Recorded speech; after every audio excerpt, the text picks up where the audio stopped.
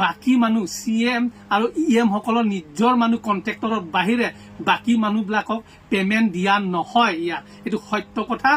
সত্য কথা দিয়া নহয় সেই কাৰণে ইয়াত কাৰ্বি আংলঙত আজি তাৰিখত ইমান যে নাটনি হৈছে টকা পইচা হেতু ইয়াত থকা মানুহবিলাকে গম পায় গতিকে এই কথাটো অসমৰ মুখ্যমন্ত্ৰীয়ে এইখিনি চালি জাৰি চাব লাগে এটো তদন্ত কৰিব লাগে বুলি মই ক'ব বিচাৰিছো আৰু সেইখিনিত মই কাৰণ বিচাৰি পাইছো যে হেতে যেটো হুৰু ঠিকাদাৰ নাই আৰু হুৰু ঠিকাদাৰ সকলক কিয় নাইকিয়া কৰিছে বুলি ক'লে মই জনাত হেতে যে ডিফু টাউনত অকল ডিফু টাউনতে কেইটা বছৰমান 2 বছৰৰ ভিতৰত কম হলো 150 কোটি কাম আৰম্ভ কৰি শেষ কৰিলে তাকো chief minister special package grant in এডৰ পৰা শেষ কৰা হৈ গল তাৰ 1 বছৰৰ পিছত ইয়াত কাচে কনষ্ট্ৰাকচন নামত 2 কোটি টকা ডিফু টাউন এৰিয়া ৰিপেয়াৰিং আৰু কাচে কনষ্ট্ৰাকচনৰ নামত ডিফু এৰিয়াত 1 কোটি উচৰাউচৰি 99,98,000 এই ৰিপেয়াৰিং এইটোৱে কাগজ যে তেখেতৰ নামতে দিয়া হৈছে এই ফাৰ্মৰ নামত গতিকে হেতুত CMৰ কাণ্ড হেতুত মই অসমবাসী তথা কাৰ্বি আংলং ৰাজ্যকো জনাই দিছো আৰু অসমৰ মুখ্যমন্ত্ৰী মাননীয় মুখ্যমন্ত্ৰী হিমন্ত বিশ্ব শৰ্মা দেৱকো এই কথা অৱগত কৰিছো সেই কাৰণে হুৰুহুৰা ঠিকাদাৰ নাইকিয়া কৰিছে আৰু ইয়াৰ বাহিৰে আৰু তেখেতৰ ভাতৃ ৰবিৰাম ৰহাং নামতো 8 কোটি টকা 8 কোটি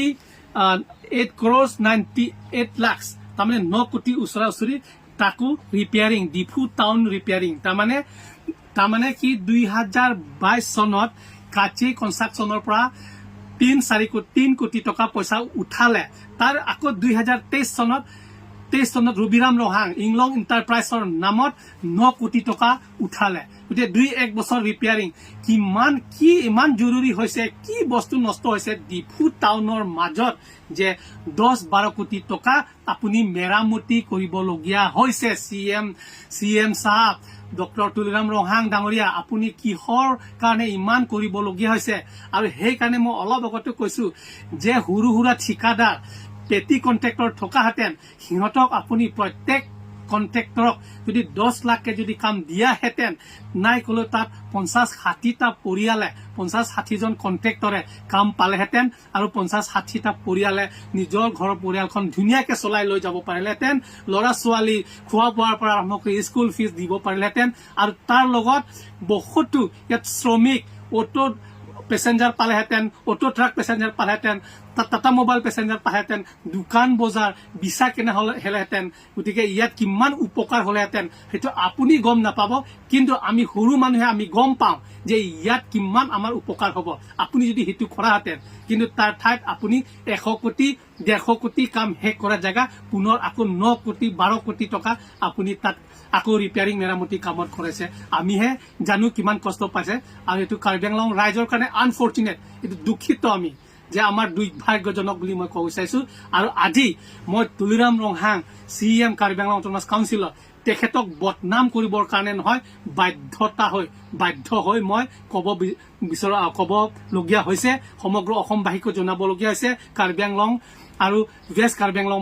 দুটা জিলাৰ মানুহক জনাবলগীয়া হৈছে আৰু অসমৰ মুখ্যমন্ত্ৰীকো মই হেতু ক'বলগীয়া হৈছে বাধ্যতামূলকভাৱে যে তেখেতে এটো হস্তক্ষেপ কৰক আপোনাৰ যেটো ৰাজ্য যেতিয়া কাৰ্বি আংলংৰ অংশ এটা আসামত গতিকে আপুনি সকলোকে সমদৃষ্টি চাবৰ কাৰণে আপুনি তুলিৰাম ৰহাংক ইমিডিয়েট আপুনি এই এডভাইস দিয়ক আৰু সকলোকে যাতে নেকি জীৱিকা পায় আৰু চলিব পাৰে নিজৰ পৰিয়ালটো এটো ৰাস্তা কৰক আপোনালোকে এই মাহেকত এজনৰ নামত 5 কেজি চাউল দিলে